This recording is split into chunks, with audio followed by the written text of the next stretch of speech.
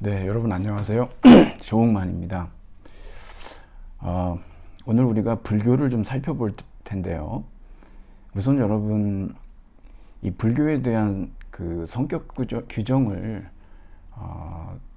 예를 하나 들어서 여러분한테 좀 설명을 드리고 싶은데, 이 독화살을 맞은 사내 이야기라는 게 있습니다.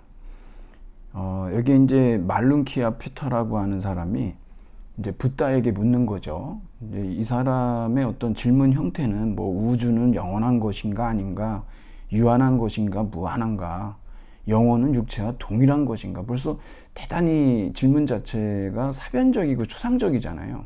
근데 붓다는 거기에 대해서 뭐 하여튼 답해달라고 하는 이 제자의 얘기에 오히려 이제 독화살을 맞은 사내 이야기로 대신 대답을 합니다. 독화살을 맞은 사내의 친구와 친척들이 의사를 데리고 왔는데, 독화살을 맞은 그 사내가 뭐라고 얘기하냐, 그럼 누가 나에게 화살을 쏘았는지, 또 이 화살을 쏜 사람이 크샤트리아인지 브라만인지, 그가 어느 가문에 속하는지, 그가 키가 큰지 작은지 혹은 중간인지, 그러면서 쭉 그러한 어떤 그 자질구레한 이야기들이 나와요. 화살촉은 어떻게 만들어지는지, 그 모든 것을 알기 전에는 화살을 뽑아서는 안 된다라고 얘기했다는 겁니다. 이 사람은 어떻게 됐을까요, 여러분? 네, 죽었습니다. 네. 그래서 붓다는 결국 이 모든 것을 알지 못한 채 이 사내가 죽고 말았다.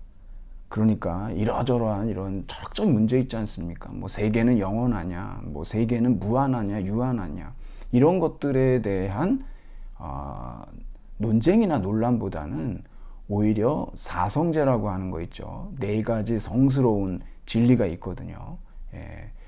이 사성제와 팔정도를 통해서 이런 어떤 이 고통으로부터의 어떤 해방, 그것이 중요하다. 바로 그게 이제 이 독화살을 맞은 이 사나이라고 하는 아주 이러한 그 일화입니다.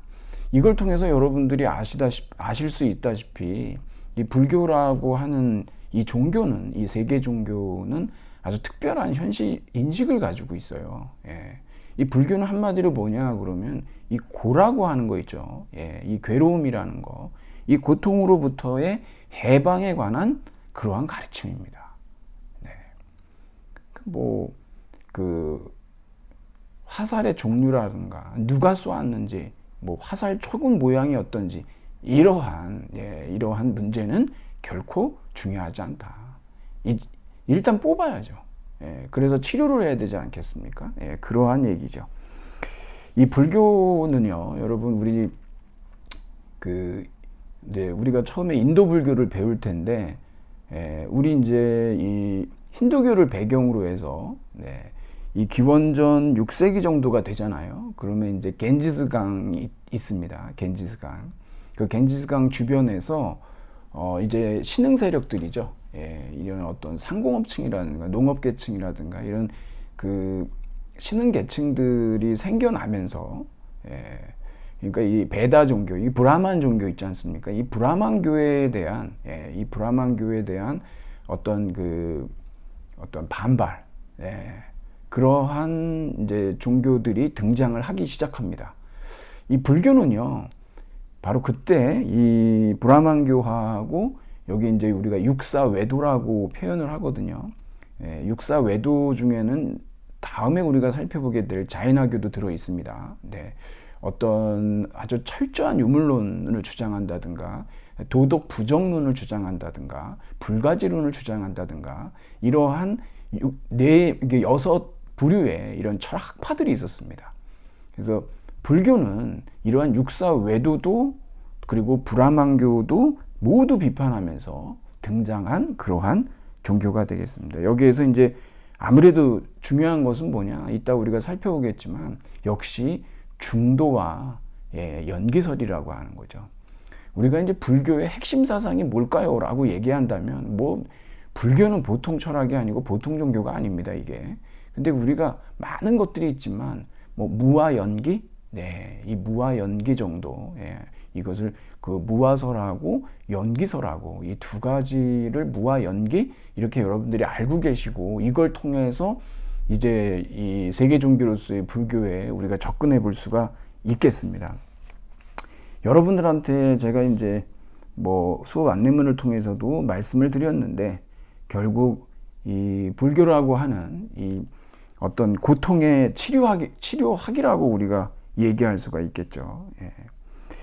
우리 이제 59쪽을 보면 결국 우리 이 불교는요, 우리 동양에 대한 이해를 위해서도 그러고, 그 다음에 이 서양의 많은 사상가들이 또 불교를 받아들여서 이 그리스도교와 불교가 만남으로 인해서 거기에서 이제 서로 변화를 겪는단 말이에요. 일종의 이런 걸 우리가 뭐 동양적 계몽이라고 그래야 될까? 네, 그러한 얘기들을 할 수 있거든요. 이런 부분들이 이제 먼저 앞에 이제 언급이 된 거죠.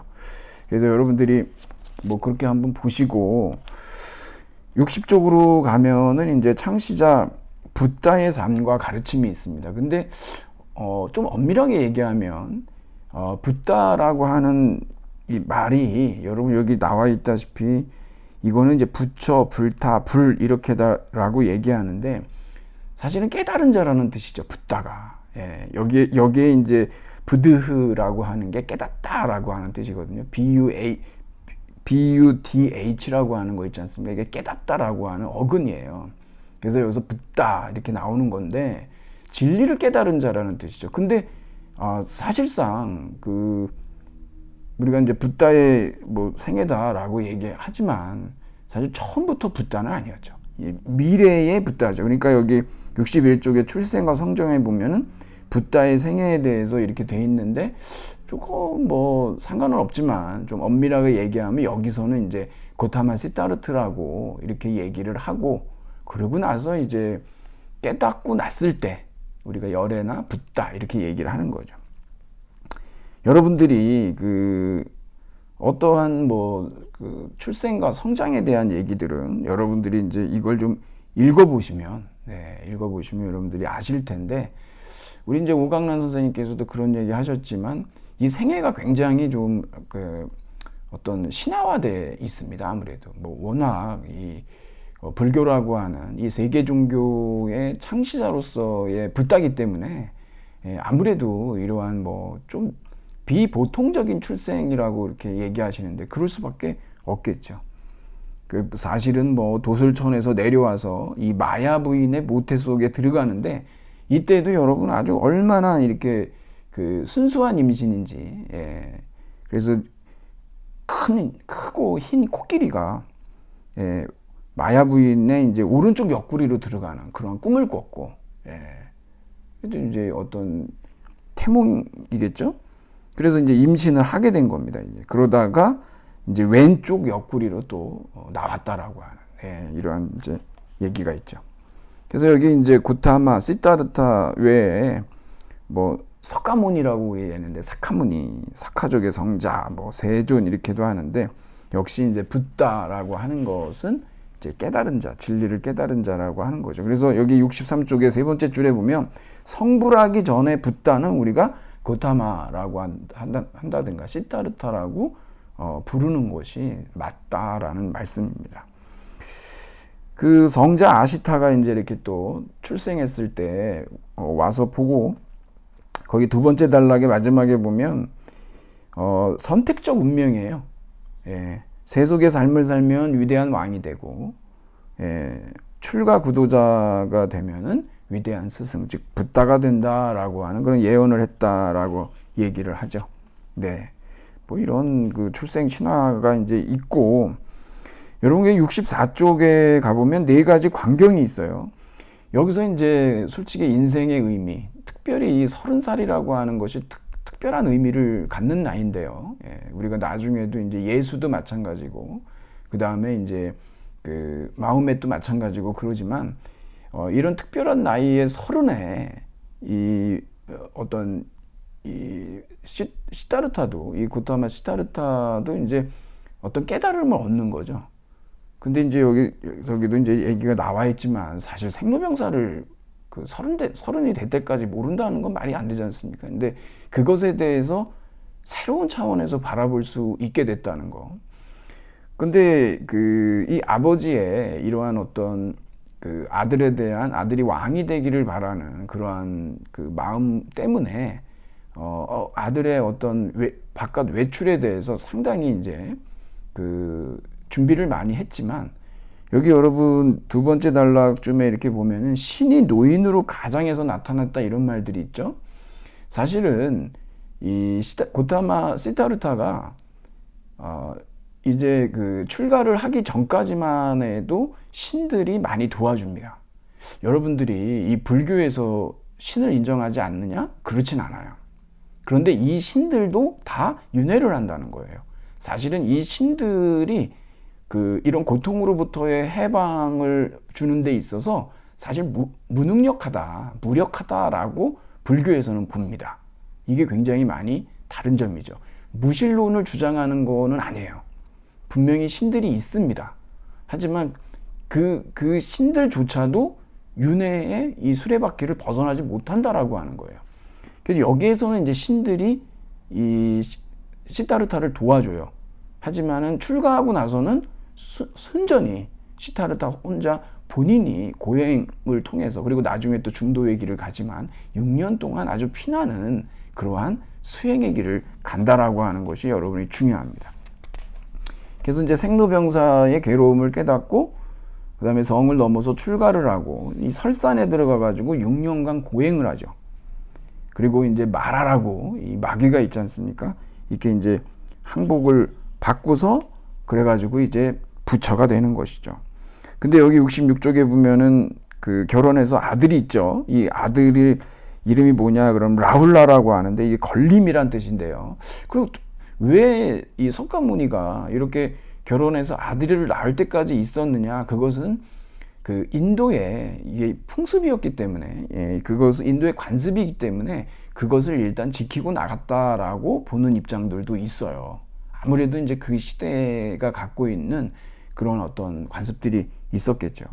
그래서 이제 성불하고 돌아오리라 그래가지고 구도의 삶을 6년을 이제 가는데, 여기서부터는 어떤 초자연적인 도움이라고 하는 것은 전혀 없다라고 하는 거, 그것을 여러분들이 잘 구별해 놓으셔야 됩니다. 그래서 처음에 만난 스승은 67쪽 보면 이 상키야 계통의 이제 칼라마라고, 이 상키야 철학입니다. 상키야 철학.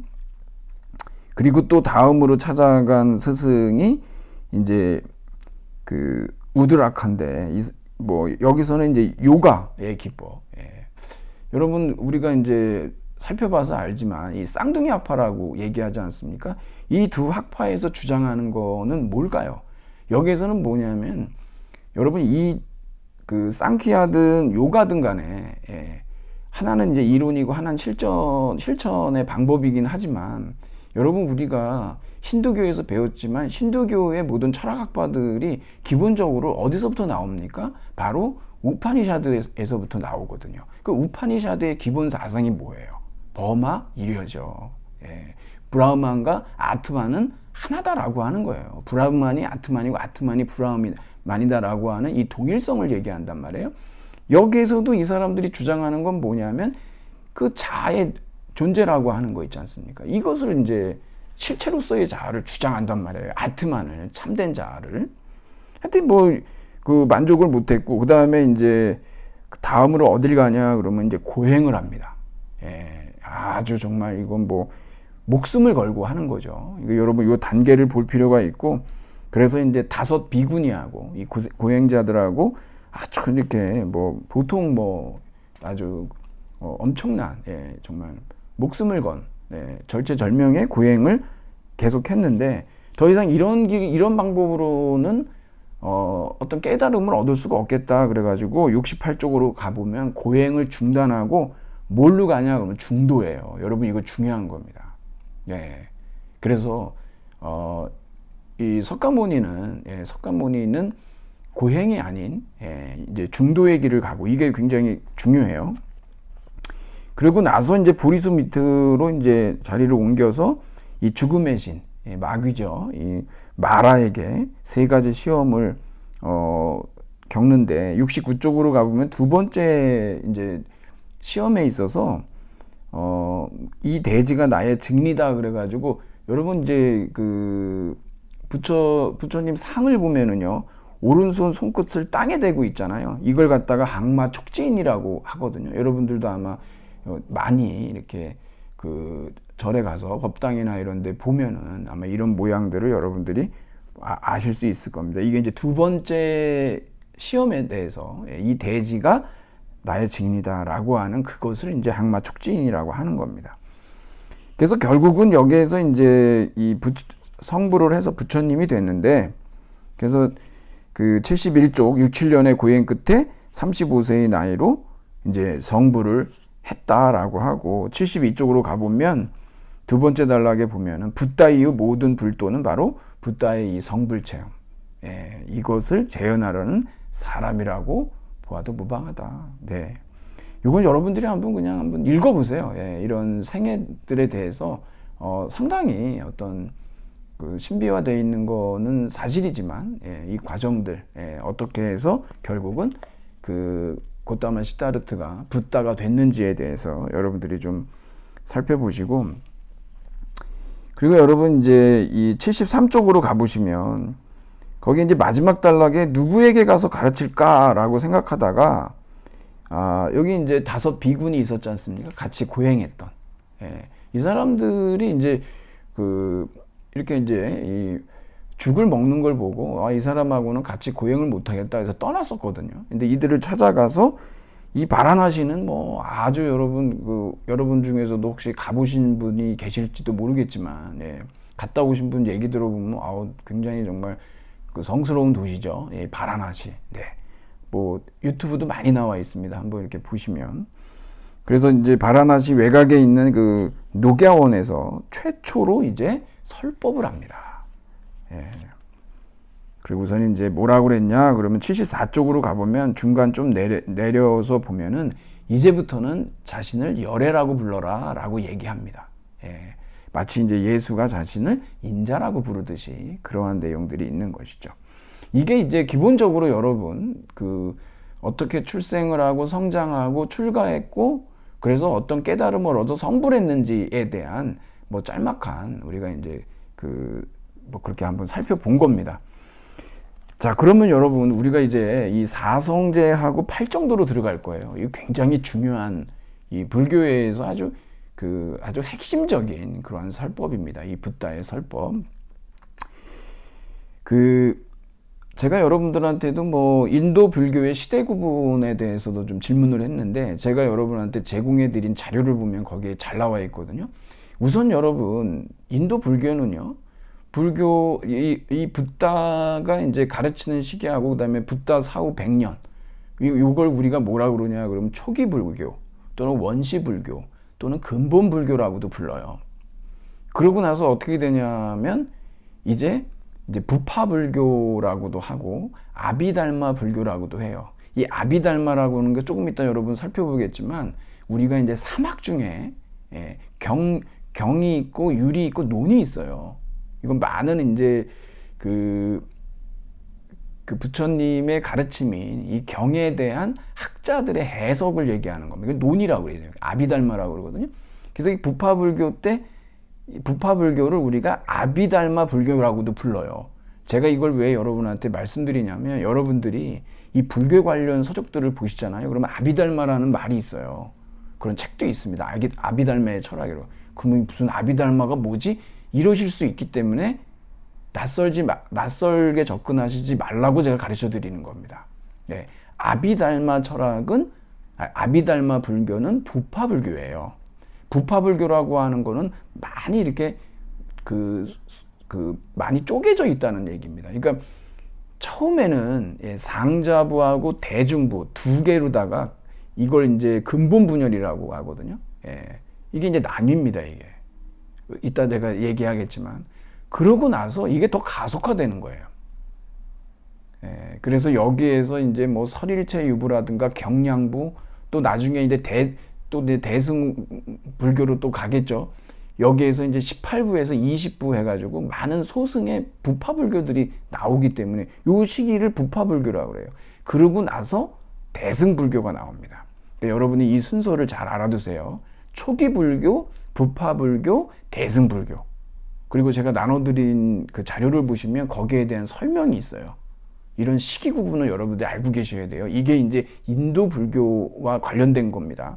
또 이제 그 다음에 중국 불교는 또 다르죠. 자, 우선 그럼 지금 이 사성제 8정도는 뭐겠습니까? 초기 불교예요. 그렇죠? 그래가지고 붓다가 5 수도승에게 이제 가르치는데, 이게 이제 전범윤경이라고 하는, 그래서 진리의 바퀴를 굴심이라고 해서 전범윤 있지 않습니까? 전범윤경인데, 우선 지나친 쾌락이나 고행을 피하고 중도의 길을 가라. 그러니까 극단을 버리고 바르고 조화된 길을 실천해라 라고 하는 겁니다. 그 중도의 내용은 뭐냐? 사성제와 8정도다. 이거 여러분 되게 중요합니다, 이거. 여기서 이제 뭐 사성제는 뭐냐 그러면 고집멸도라고 하는 4가지 거룩한 진리 또는 성스러운 진리를 얘기해요. 여기에서 제가 여러분한테도 말씀드리지만, 여기 우선 고 있잖아요. 고제. 그러니까 고집멸도, 사성제잖아요. 제. 고제. 이 괴로움의 진리예요. 이거 괴로움을 뭐라 그러냐 그러면 두카라고 그럽니다. 두카. 이 정도는 여러분들이, 왜냐하면 이 불교에서는 이 괴로움이 대단히 중요하거든요, 이게. 그래서 삶은 그대로 괴로움이다 라고 하는 진리를 터득해라. 그래서 이제 고에 해당하는 산스크리트어가 두카인데, 그러면 이 고통에는 무슨 고통들이 있냐? 구체적으로 사고, 팔고 그래요. 4가지에다가 또 4가지에서 8가지가 있는데, 우리가 여러분 생로병사라고 하는 거 있잖아요. 나고 늙고 병들고 죽는 일, 이것도 괴로움이라고 얘기를 해요. 그리고 또 싫어하는 사람이나 사물을 대해야 하는 괴로움, 원증회고. 좀 느낌 오시죠? 이럴 때 만나기 싫어도 만날 수밖에 없는, 사랑하는 사람이나 사물과 헤어지는 괴로움, 애별리고. 그렇죠. 그리고 원하는 것을 얻지 못하는 괴로움, 구부득고. 그리고 존재 자체의 괴로움이라고 그러는데, 이게 오온성고라고 그래요. 여러분 여기서 이 오온이라고 하는데, 이 온이라고 하는 거 이따가도 제가 여러분한테 그 오은설 관련해서 말씀을 드리겠지만, 사실 우리 존재라고 하는, 이게 불교에서는 무아설이거든요. 우리 존재라고 하는 것은 실체가 아니에요. 그냥 하나의 집합체예요. 오온이라고 해가지고, 뭐 색수 상행식이라고 하는 것이 그냥 집합되어 있는 것 뿐이에요. 그래서 이제 가짜로 다 이렇게 합쳐져 있는 거지, 이게 실체가 아니라는 거예요. 이게 뭐 영원한 실체니 뭐 영원한 자아니 그런 게 없다는 거예요. 이 불교에서 이게 굉장히 중요합니다, 여러분. 근데 그것을 만일 실체라고 인식을 하게 되면 그게 이제 괴로움이 오는 거죠. 여러분들 이따가 이제 제가 조금 이따 말씀을 드리겠지만, 바로 그런 걸 갖다 오은성고라고 그래요. 이것을 우리는 4가지 고통 또는 8가지 고통, 그래서 사고, 팔고라고 이렇게 얘기한다는 거죠. 그럼 왜 우리가 이런 고통을 당하냐? 뭐 나중에 거기에 대해서 구체적으로 나오지만, 일단 욕망. 뭔가를 욕망하고 갈망하는 거, 그걸로 인해 가지고 우리가 이제 이런 괴로움에, 이런 고통에 시달리게 되는 거고, 또 12지 연기론에도 나오는데 무명, 무지라고 하는 어리석음에서 또 시작이 돼요, 이런 것들이. 그런 얘기를 합니다. 근데 제가 이제 이게 뭐 세계 종교를 여러분한테 이렇게 가르치면서 이제 불교에 대해서 살펴보는데, 이런 말씀을 드리는 게 어떨지 모르겠는데, 사실 여러분 지금 여기 사고 팔고, 정말 뭐 생로병사, 우리가 이제 정말 이렇게 늙고 병들고 죽는 일, 뭐 태어나서 또 이런 사람들과 이런 뭐 사랑하는 사람과 헤어지고, 이런 게 정말 고통일까요? 순전히 보통만일까요? 이따가 또 일체계구라는 말도 나와요. 아마 정말 고통뿐이라면 사람들이 왜 자살하지 않고 살까요? 뭐 어찌됐든 이 불교의 교리가 이래서 제가 말씀은 드리는데, 인생이라고 하는 것은 고통스러운 삶도 있지만 또 즐거울 때도 있거든요. 저는 이 부분이 하여튼간에 뭐 제가 지금 이거 가지고서 얘기하기는 좀 적절.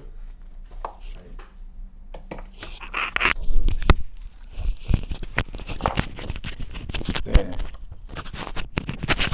제가 이거 가지고 지금 말씀드리는 거는 뭐 이렇게 적절하지 않을 수도 있겠는데 여러분도 한번 이런 부분에 대해서 한번 생각해 보시면 좋을 것 같아요.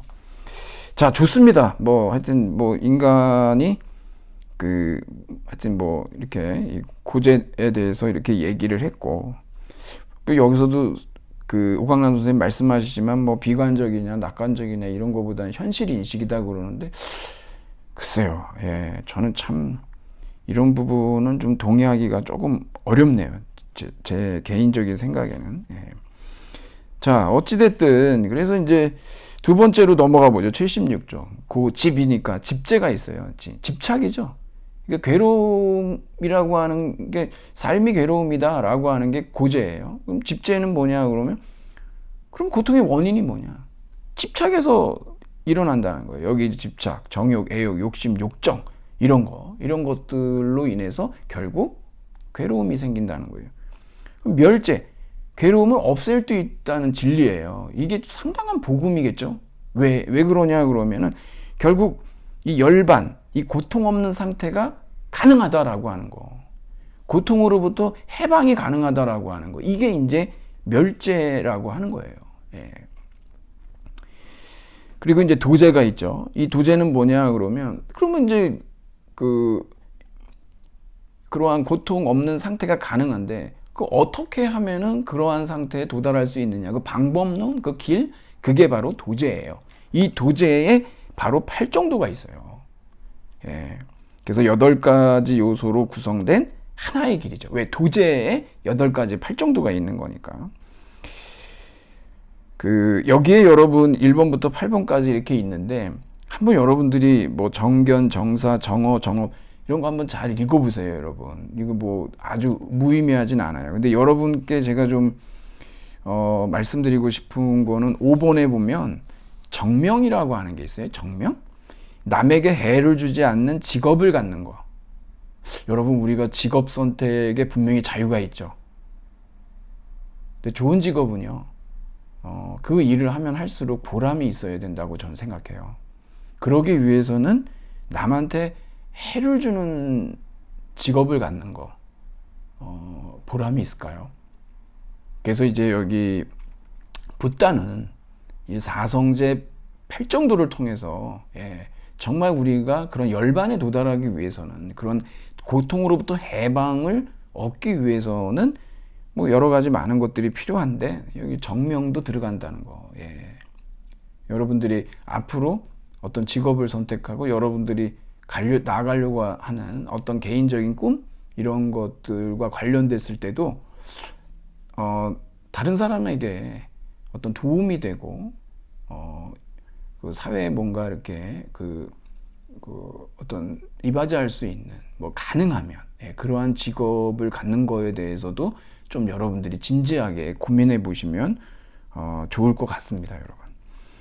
자, 그래서 이제 이 8가지를 가지고 뭐 개정해라고 해서 사막이라고도 얘기하는데, 특히 여기에서는 77쪽에 밑에서 네 번째 줄에 보면은 율법의 비율법주의적 이해라고 이렇게 나왔잖아요. 이게 왜 그러냐 그러면, 여러분 지금 여기 우리가 이제 실천적인 수행 덕목인데, 이게 지금 뭐 브라만교에서 얘기하듯이 어떤 각각의 카스트에서 해야만 하는 어떤 의무가 있잖아요. 예. 이게 이제 브라만이다 그러면은 사제 계급이 때 제사 드리고 그러지 않습니까? 그런 의무를 다하는 차원이 아니에요, 이거는. 이렇게 했을 때 무엇을 얻을 수 있다? 목샤, 해탈을 가능하다라고 하는 거예요, 이게. 네. 여기서는 무슨 뭐 이걸 함으로써 뭐 상을 받고 벌을 받고 이런 의미가 아니라 해탈의 길을 제시해 준 거죠. 자, 그리고 77쪽 정말 중요한 게 나오죠. 사성제 8정도를 가르치고 나서 붓다가 이거 정말 중요한 거예요. 이게 무화설. 여러분, 제가 또 여기다 말씀드렸지만 이 불교의 무화설, 무화이론이라고 그러거든요. 이거 엄청나게 중요합니다, 여러분. 예, 이거 진짜 너무너무 핵심이에요. 예, 뭐냐 그러면은 아트만이 없다는 거예요. 아트만? 여러분, 그러니까 이 불교가 얘기하는 이 붓다의 무화설이라고 하는 것은 정면으로 어디를 비판하는 겁니까, 지금? 네. 바로 우파니샤드라고 하는, 예, 그런 브라만교의 이제 철학 아닙니까? 버마 이려라고 하는 브라만과 아트만의 동일성, 그런 거 없다는 겁니다. 그게 바로 무화설이에요. 정면으로 비판하고 나오는 거죠. 이게 대단히 중요합니다. 그러니까 여기서 지금 우파니샤드의 아트만론에 대한 정면 비판이다. 이것이 바로 이 불교의 무화설이다라고 하는, 이 불교의 이 무화설이라고 하는 것은 여기 이제 일단 여러분 78쪽으로 가보시죠. 위에서 보면은 우리가 생각하는 자아 있잖아요. 이게 참된 자아가 뭐예요? 아트만이라고 그랬잖아요. 아트만. 그리고 아트만이 브라흐만이라고. 제가 여러분 우파니샤드 지난 시간에 보여드렸죠. 이 우파니샤드에 브리하다란 약가 우파니샤드라고 있어요. 예, 거기에 보면은 지금 말씀드린 브라흐만이 아트만이다라고 하는 거. 예, 이거를 깨달아야 뭐가 되는 겁니까? 목샤, 해탈이 되는 거예요. 예, 여러분 지난번에 공부하셨던 걸 다시 한번 생각해 보세요. 만일에 신이 나와 다르고 또 나는 저 사람과 다르다고 자신과 신을 다르게 생각하고 숭배하는 사람은 그 지혜를 알지 못하는 거예요. 목샤를 못해요.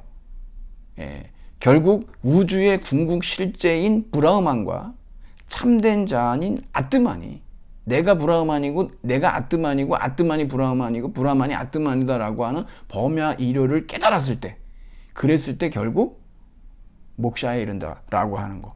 여기 이제 브리하다란 약가 우파니샤드의 10번에 10번째 글에 그게 이제 범하 이료가 나옵니다, 여러분.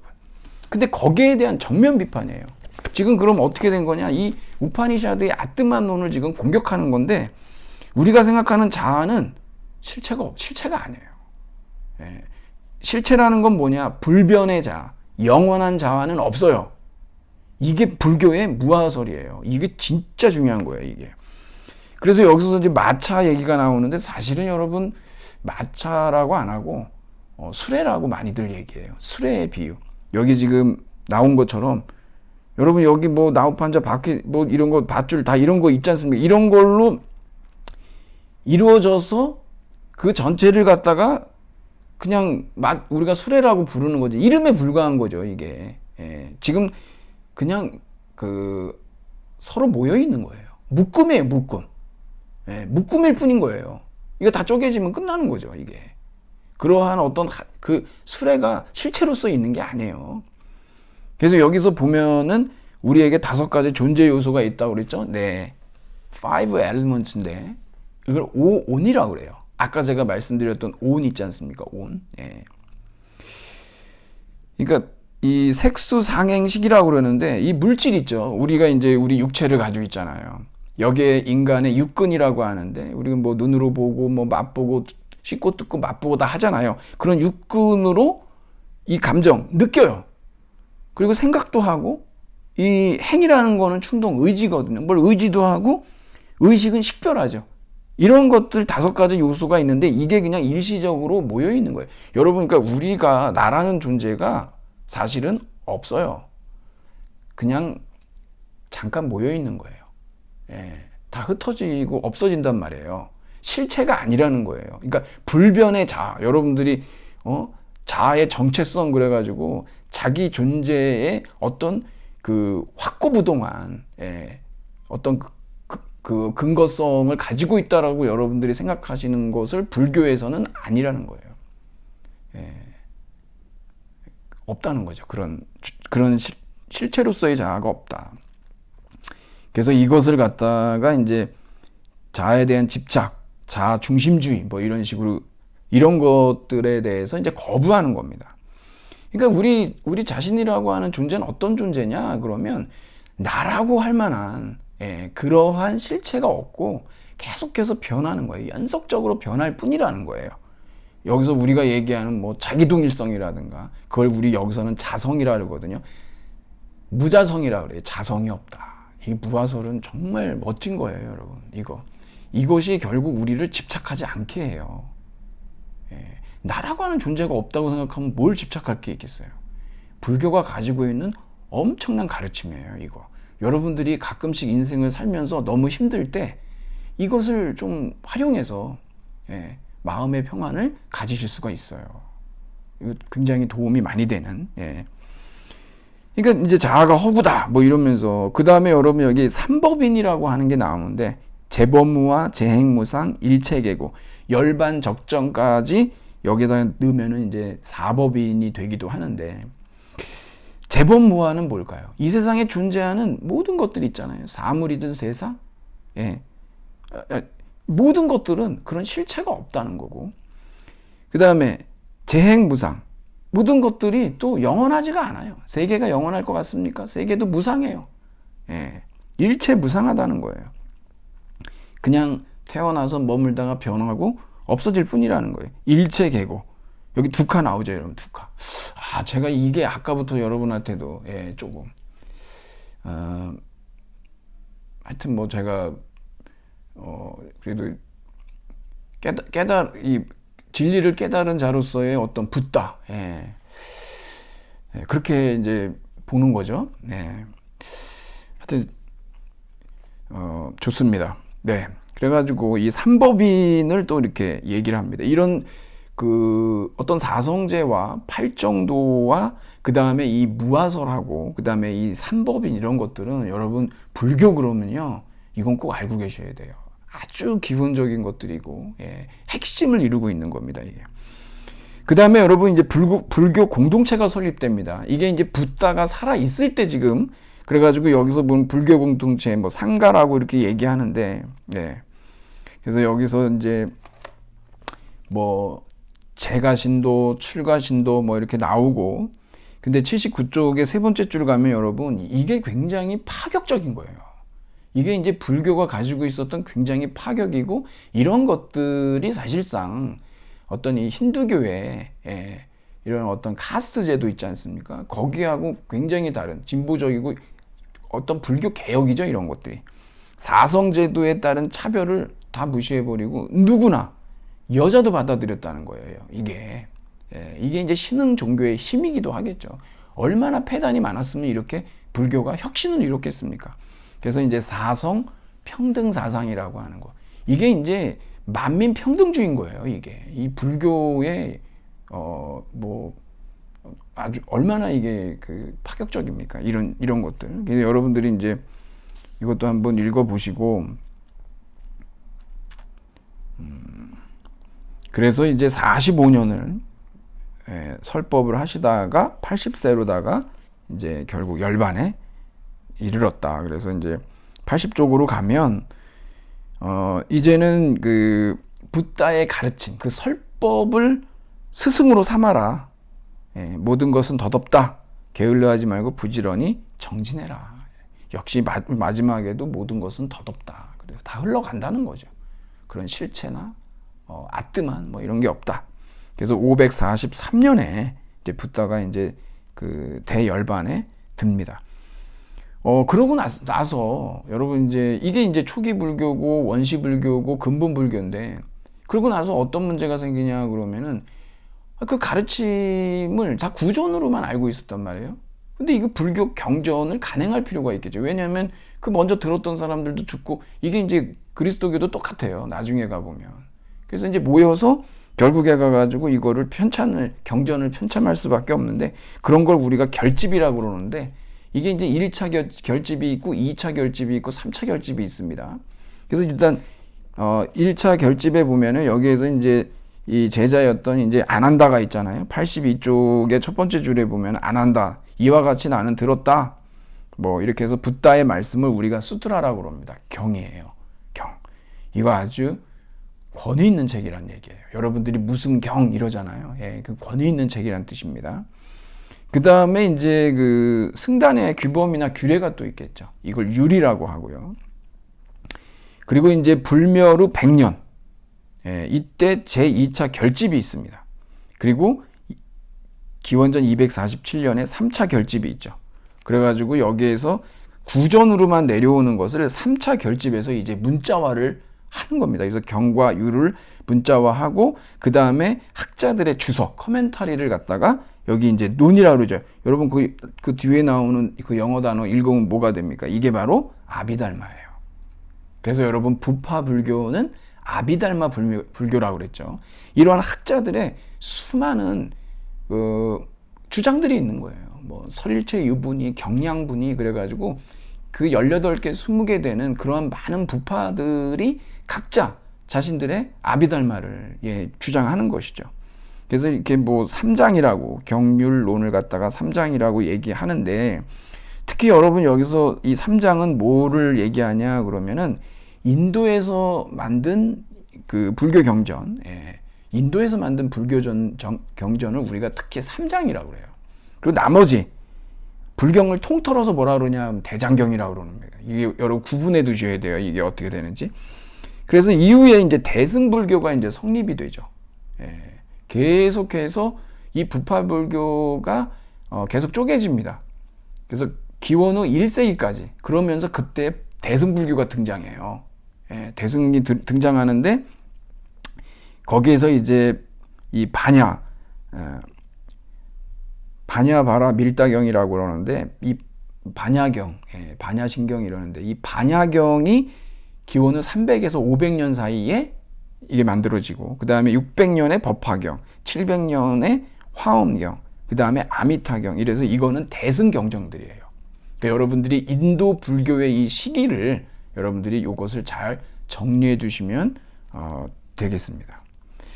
자, 그리고 82쪽으로 가볼까요? 여기 이제 그 얘기가 나오는데 붓다 인멸 후 100년경부터 승단이 교리상의 문제로 여러 부파로 갈라지기 시작했다. 그래서 18개 부파나 또는 뭐 20개 부파 이렇게 있는데 이 상자부는 있지 않습니까? 보수파예요. 그리고 대중부가 진보파예요. 근데 이 상자부 대중부로 이렇게 분열이 되는 거를 불교의 근본 분열이라고 해요. 두 개로 이렇게 분열이 되는 거 있죠. 그리고 이걸로 끝나는 게 아니에요.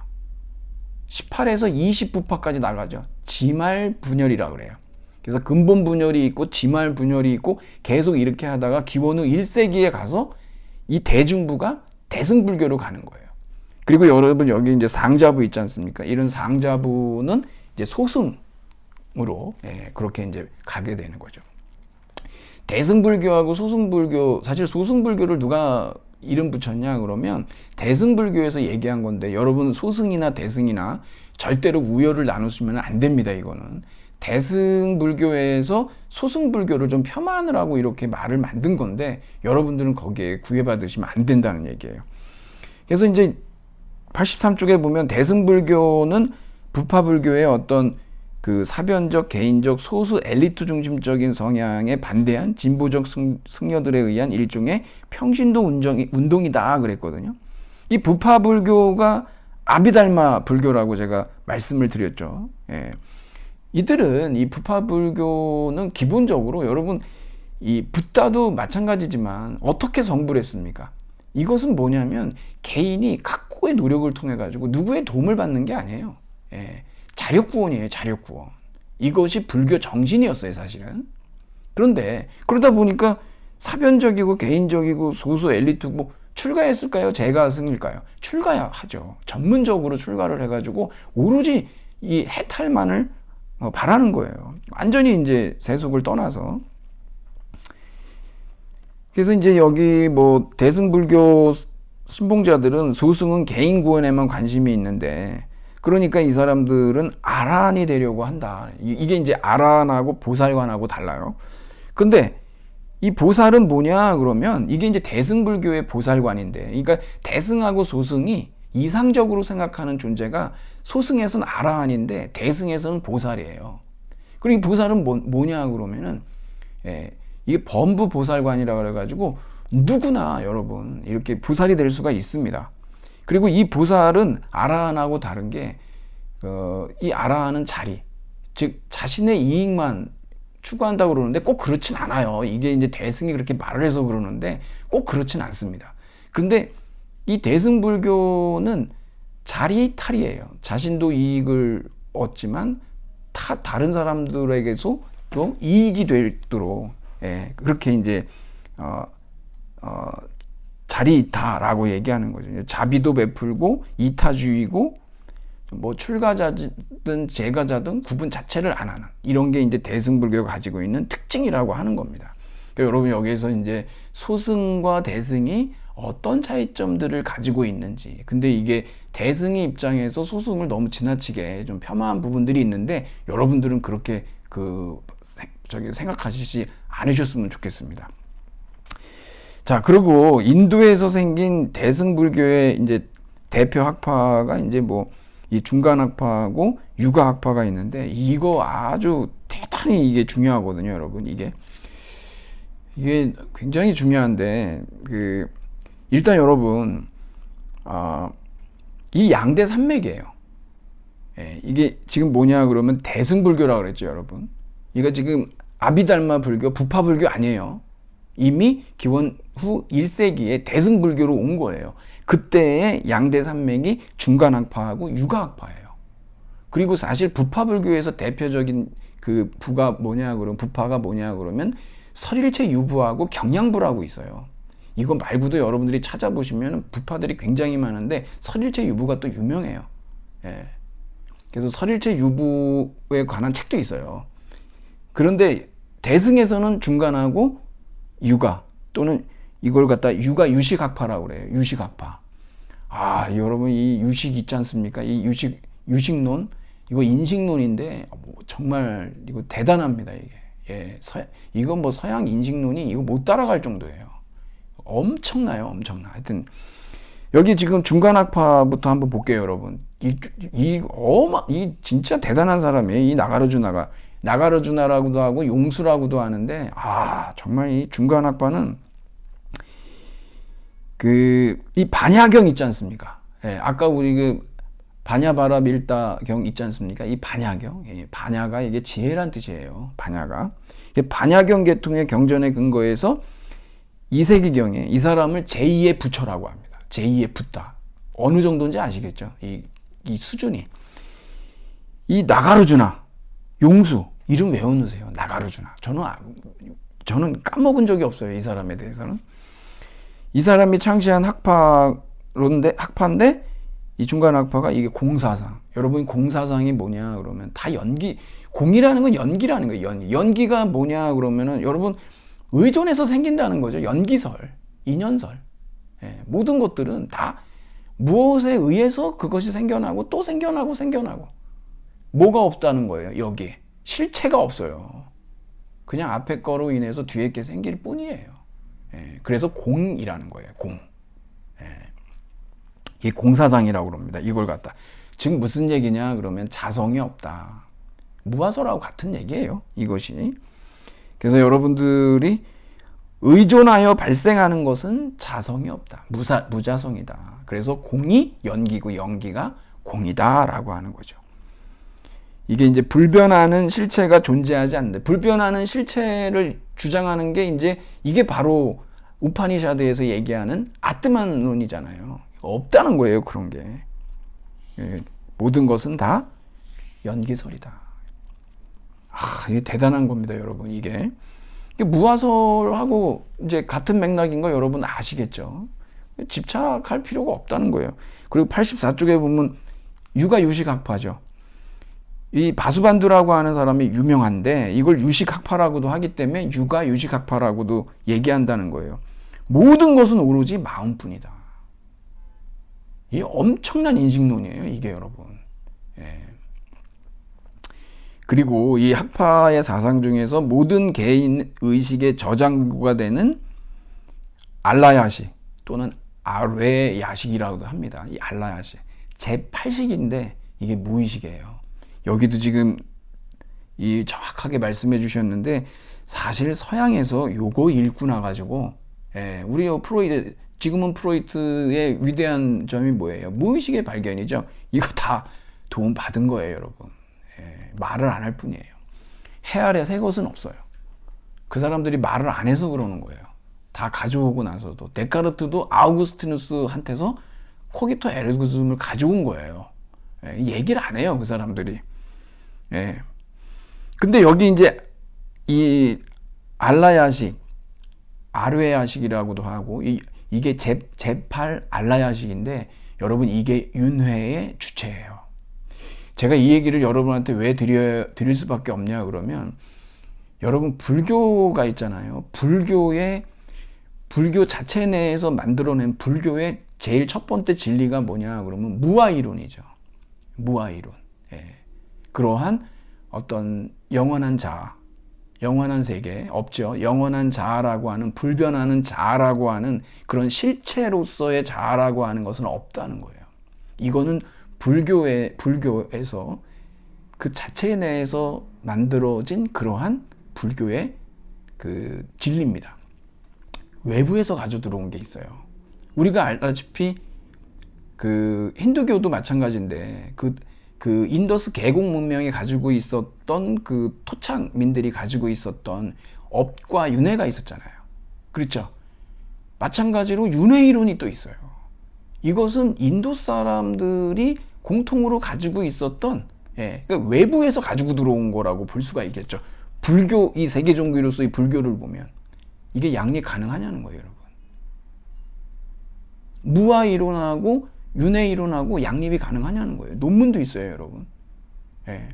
왜 그러냐 그러면, 아니 윤회를 하려면 무슨 주체가 있어야 될 거 아니에요. 근데 불교에서는 그런 주체는 없어요.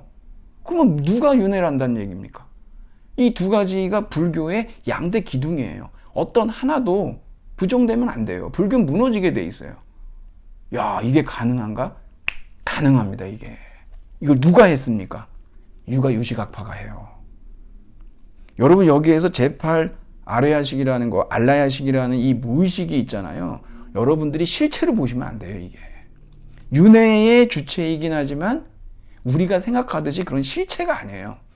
이 윤회는 어떤 윤회냐 그러면, 여러분, 촛불을 갖다가 다른 초에다가 옮기는 것, 거울에 비추는 것 같은 거. 이 작업을 하는 거예요. 이게 엄청난 인식론이에요. 그러니까 실체라고 말할 수는 없는, 하지만 그렇다고 아무것도 없는 건 아니에요. 이런 것들을 철학이 해내는 거예요, 여러분. 사실 그러한 어려운 일들을 하는 게, 그러니까 이 바수반드라고 하는 이 아주 엄청난 복잡한 심리학이에요. 저는 옛날에 이게 저기 동대에 유식학으로 굉장히 유명하신 분이 있다 그래가지고 제가 옛날에 찾아가서 이제 들으려고까지 했었는데, 대신에 제가 이제 책을 사서 읽었죠. 유식의 철학이라고 이거. 인식과 초월. 이거 여러분 한번 읽어보시면은요, 진짜 얼마나 이 사람들이 깊은 사유를 하는지 상상할 수가 없어요. 상상할 수가 없습니다. 그 옛날에는 이제 주로 불교 관련 서적이 민족사에서 많이 나오고, 조계종 그 옆에 서점 있거든요. 거기 가가지고 막 이렇게 사고 그러면은 좀 싸게도 주시고 막 그랬어요. 지금도 있는지 모르겠는데 거기 가서 책 좀 샀죠. 그러니까 여러분, 하여튼 이 알라야시 이거 알아두시고, 그 다음에 그 우리 모두가 부처가 될 수 있는 가능성이 있다라고 하는 거, 이게 뭐냐? 열애장 청정심이라고 그래요. 인간한테는 다 있다는 거예요. 열애의 씨가 있다는 거예요. 열애장 청정심이라고 합니다. 누구나 부처가 될 수 있다는 거예요. 진짜 멋진, 진짜 이 대승에서 이 중간학파하고 유가유식학파는 핵심 중에 핵심이고 꼭 여러분들이 알고 계셔야 됩니다. 인도 불교가 이제 아소카 성왕 때 엄청나게 발전을 합니다. 이 불교 옹호 정책을 펴면서, 여기 지금 선교사를 보냈다 그러시는데, 선교사는 이제 그리스도교에서 하도 선교사를 쓰니까 이 전법사라고 보통 얘기하거든요. 이 법을 전하는 사람, 전법사라고, 선교사, 그래가지고 이 시리아하고 그리스까지 갔으니까 이게 아주 뭐가 되는 겁니까? 이게 이 세계 종교로 이제 발돋움을 할 수 있게 만든 사람이 이 아소카 성왕이다. 그러면 이제 불교가 인도에서 왜 이렇게 쇠퇴하게 됐느냐? 그러면 여러분 86쪽으로 가보면 7세기경에 힌두교가 부흥하면서 여러분 샹카라 있죠, 샹카라. 이 베단타에서 얘기하는데 이 브라흐만이 절대적인 궁극 실제다라고 주장하지 않습니까? 그러면서 아주 이 열성 힌두교인인데 불교를 막 박해하고 붓다가 또 이 비시누의 현현이라고 얘기했지 않습니까? 아바타라. 그래가지고 이제 불교를 갖다가 힌두교로 뭐 흡수하고 불교의 힌두교화를 이제 가속화 박해하고 막 이러니까요. 무엇보다도 뭐가 문제냐 그러면 이슬람의 인도 침략이죠. 이걸로 인해서 결국 이슬람 사람들이 쳐들어와가지고 뭐 돈이 다 모여 있잖아요. 사원이나 이런데 불교 사원 이런 거 그냥 다 가서 그 파괴하고 1203년에 비크라마슐라라고 하는 사원을 파괴함으로써 아예 그냥 이제 이 불교가 인도 불교가 그냥 거기에서 끝나버리는 1203년 굉장히 중요하더라고요. 여러분들이 이제 그래가지고 다 뿔뿔이 흩어졌는데 사실 이게 불행이라고만 생각하기 어려운 게 덕분에 세계 종교로 가게 된 거예요. 이 수녀들이 다 도망가지 않겠습니까? 망명하고 막 이렇게 되니까 그래가지고 이제 아까 이제 상자부가 있었죠. 소승이라고 하는 상자불교 또는 소승불교는 스리랑카, 미얀마, 캄보디아, 타이, 라오스. 이게 이제 남방불교고 우리 이제 이 동북 쪽 있죠. 중국, 한국 이게 다 대승입니다. 북방불교 이런 식으로 해서 우리가 이제 세계의 불교가 된 것이다라고 하는 걸 여러분들이 좀 알아두시면 좋겠습니다. 여기까지가 되게 중요하고 핵심적이에요. 그리고 여러분한테 말씀드리고 싶은 게 87쪽 보면 이게 중국에서 생겨난 종파가 있어요. 삼론종, 유식종, 천태종, 화엄종, 정토종, 선종이 있어요. 여러분 이것도 좀 알아두시면 좋은데 이게 불교 굉장히 복잡하죠. 여기 이제 경들을 직접 여러분들이 읽어보시면 더 장난이 아니에요. 근데 88쪽으로 가보면 여러분 삼론종하고 유식종은 인도 불교를 그대로 중국에 옮겨놓은 겁니다. 이 삼론종은 거기 보시면 알겠지만 공사상 중간학파죠. 나가르주나. 그 다음에 유식종이라고 하는 건 모든 건 의식이라고 그러지 않습니까? 마음이라고 얘기하니까 법산종, 유식종, 육아학파를 그대로 옮겨놓은 거고 나머지 4개가 이제 중국화된 불교인데 여러분 여기 뭐 천태종, 그 다음에 화엄종. 이 화엄종은 여러분 여기 이제 뭐 의상, 뭐 원효, 뭐 이런 얘기들이 이렇게 쭉 있어요. 제가 이거 여러분 여기서 다 어떻게 얘기를 다 해드릴 수가 없는 상황입니다. 그러니까 여러분들 한번 읽어보시고 저는 여러분 정토종하고 이 선불교 있지 않습니까? 이 선종 이 두 가지에서 좀 우리가 좀 상식적으로 알아두면 좋을 거를 얘기를 드리려고 그래요. 이 정토종은요, 여러분 94쪽의 세 번째 단락에 보면 우리가 이제 나무 아미탑을 관세음보살이라고 그러잖아요. 이게 무슨 뜻인지 정도는 우리가 알고 있어야 되지 않습니까? 많이들 하는데 나무 아미탑을 관세음보살 그러는데 이게 무슨 뜻인가 그러는데 아미타불님께 규명합니다라고 하는 게 나무 아미타불. 이따도 이제 남묘 호랑교교가 또 나오지만 그 다음에 이제 그 정토에는 아미타불 말고도 관세음보살하고 대세지보살이 있다 그래요. 여러분 이 관세음보살은 잘 알아두세요. 절에 가보면 여러분들이 이런 그림을 볼 수가 있거든요. 11면 관음 또는 천수보살 그래요. 이게 진짜 정말 수많은 사람들을 갖다가 이 세상 괴로움 당하는 이들을 다 돌보는 거예요. 이 관세음보살이. 그래서 이제 나무 아미탑을 관세음보살이라고 얘기를 하는 겁니다. 이게. 여러분 이게 천수보살, 11명 관음, 이 관세음보살 여러분 알고 계셔야 됩니다. 이거는 우리가 좀 상식에 가깝잖아요, 여러분. 뭐 누구하고 이렇게 만나서 얘기하거나 그럴 때도 왜 이것을 우리가 연불을 하는지, 그 연불이 그 의미가 무엇인지라고 하는 거. 그래서 96쪽으로 가면 여러분 여기 정토종은 그러니까 믿음만을 강조해요. 이제 이것은 뭐냐? 신앙의 불교가 된 거죠. 그래가지고 이렇게 나무 아미탑을 관세음보살 하면은 타력 구원이에요.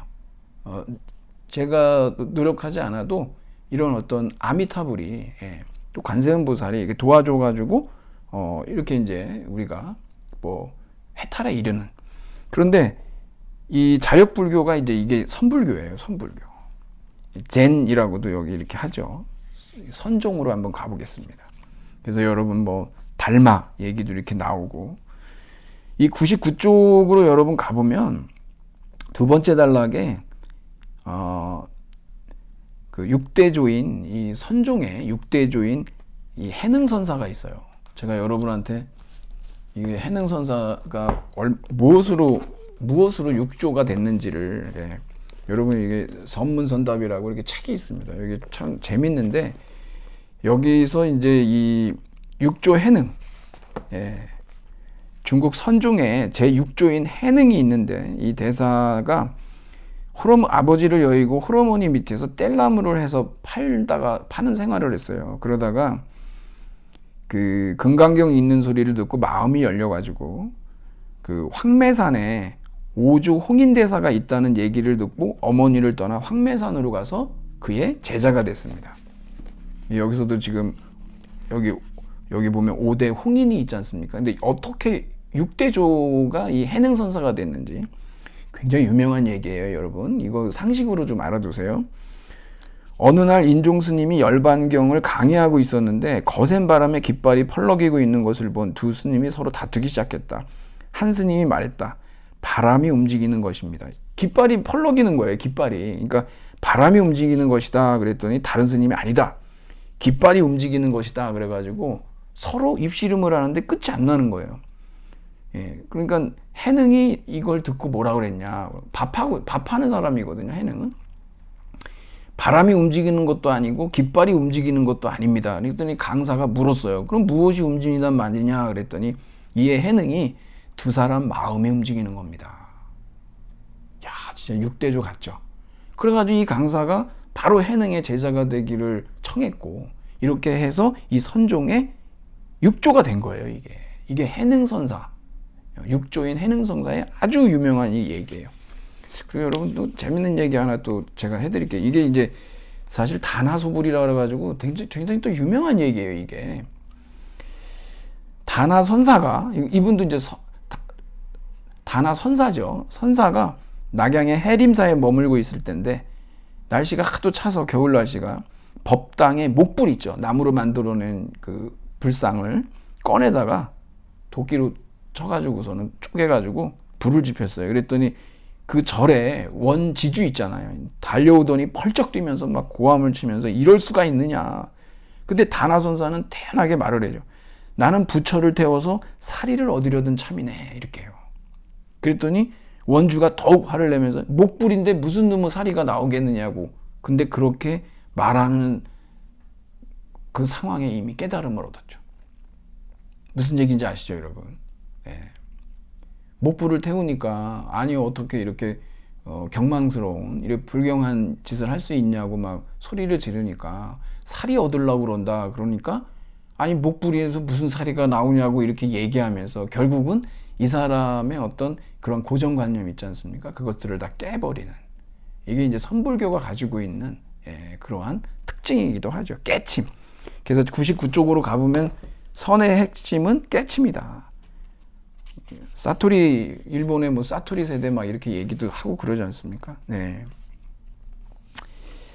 뭐 이런 내용은 여러분들이 좀 한번 그냥 이렇게 살펴보시고, 뭐 뒤에 이게 티베트 불교도 이렇게 나오는데, 이 불교가요, 이제 중국 불교도 이렇게 있지만 이 티베트 불교로 가보시면 여러분들이 아마 세계 테마경이나 이런 데서도 많이 보셨겠는데, 거기에서 보면은 이렇게 만트라라 그래가지고 주문도 많이 외우고 주술도 많이 이용하고, 심지어는 이렇게 돌리는 거 있지 않습니까? 기도바퀴. 우리 뭐 그 국내 절에도 어디 이렇게 가보면 있습니다. 그렇게 만들어진 게. 그래서 이렇게 돌리고 그러면은 불경을 한 권 읽은 거나 똑같다고 막 그러잖아요.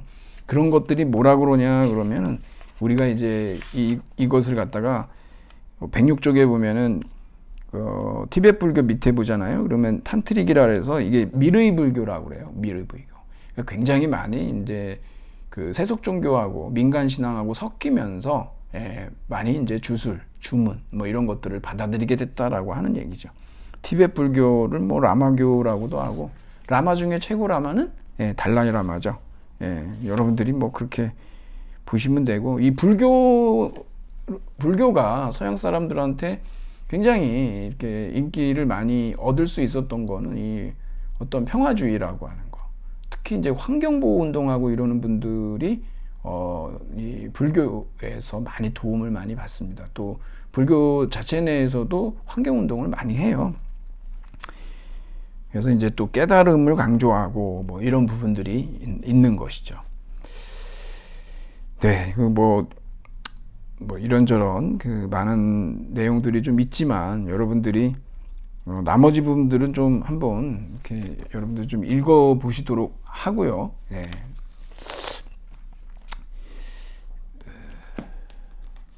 제가 그냥 한두 가지 여러분한테 소개하고 오늘은 좀 정리를 하겠습니다, 여러분. 이 부파불교 아까 말씀드렸어요, 여러분. 제가 부파불교, 이 부파불교의 어떤 성전 중에 좀 유명한 경들이 좀 있어요. 여러분이 들어보신 것도 있고, 법구경이라고 들어보셨을 겁니다. 이 법구경. 참 이게 여러분 아침마다 이렇게 조금씩 읽어보고 그러면 마음이 상당히 편안해져요. 여기 법구경에도 이제 우리가 방금 읽어봤던 내용이 이렇게 나오는데, 모든 길 가운데서 부처가 말한 8가지 바른 길이 뛰어나고, 이게 뭡니까? 팔정도죠. 모든 진리 가운데서 고통을 없애는 4가지 진리가 뛰어나며, 이게 사성제잖아요. 모든 덕 가운데서 욕망을 버리는 덕이 뛰어나고, 모든 사랑 가운데서 눈 밝은 이가 가장 뛰어나다. 뭐 이러면서 우리가 할 일은 끝없는 수행이다. 모든 것은 덧없다. 모든 것은 괴로움이다. 모든 것은 실체가 없다. 이런, 그러니까 이게 붓다의 어떤 초기 가르침이 이 법구경에 많이 나와 있고, 굉장히 이 법구경이 많이 읽히는 책입니다. 일반 그 불도들한테 많이 읽히고, 아마 여러분들이 이런 얘기 많이 들어보셨을 거예요. 이게 뭐 공지영 씨 장편 소설이기도 하죠. 3번째 소설인데, 무소의 뿔처럼 혼자서 가라. 도대체 이게 어디서 나온 얘기일까? 여러분들이 찾아보면은 뭐 어느 경전에서 나왔다 그래요. 불교 최초의 경전이라고도 얘기하는 수타니파타. 이 수타니파타에 보면은 여러분 그 무소의 뿔처럼 혼자서 가라라고 하는 말이 이 후렴구처럼 들어가 있는 곳이 있어요. 서로 다투는 철학자들의 논쟁을 초월하여 진정한 깨달음의 도를 얻은 사람은, 나는 지혜를 얻었으니 이제는 남의 지도를 받을 필요가 없다고 알아. 무소의 뿔처럼 혼자서 가라. 아내도 자식도 부모도 재산도 곡식도 친척이나 모든 욕망까지도 다 버리고 무소의 뿔처럼 혼자서 가라.